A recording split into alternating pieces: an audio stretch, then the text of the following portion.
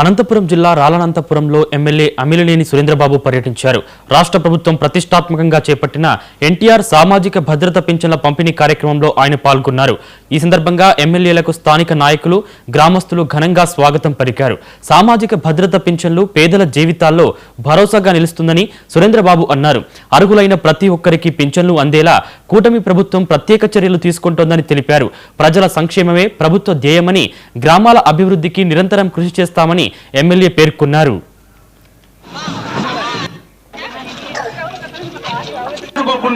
వాళ్ళ సొంత అకౌంట్లోకి వేసి వాళ్ళు తినేశారంటే ఎంత దుర్మార్గమైన చర్యగా చూస్తున్నాం. నేను ఇంకా ఇద్దరితో ఆపిన వాళ్ళని ఇది ఆర్ఆర్ఎస్ పెట్టిస్తాం, ఆర్ఆర్ఎస్ పెట్టించి వాళ్ళతో రికవరీ చేసే పని కూడా చేస్తామని అందరూ కూడా తెలియజేస్తున్నాం. ఇలాంటి చర్యలు ఇంకా ఎవరు కూడా ఇలాంటి అవినీతి అంటే ప్రజల డబ్బు కొంత నువ్వేదో తిన్నామనుకుంటే కాదు, మొత్తం డబ్బంతా కూడా ప్రజలు పంచాయతీ వచ్చిన డబ్బంతా కూడా తినేయడం చాలా దుర్మార్గమైన చర్యగానే మనం తీసుకోవాలి.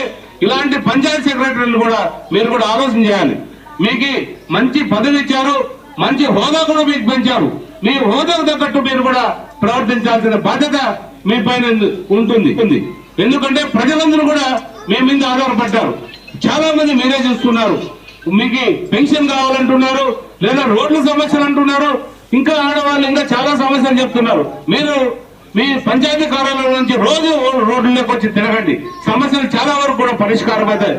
అలా కాకుండా మీరు గ్రామాలకు రావడమే మానేస్తే ప్రజలు ఎవరితో చెప్పుకోవాలి, ఏ విధంగా చెప్పుకోవాలి?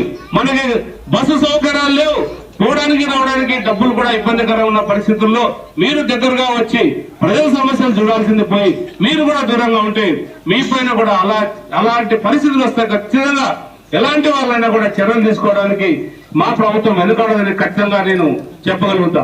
అనుకోకుండా వాళ్ళ సొంత అకౌంట్లోకి వేసి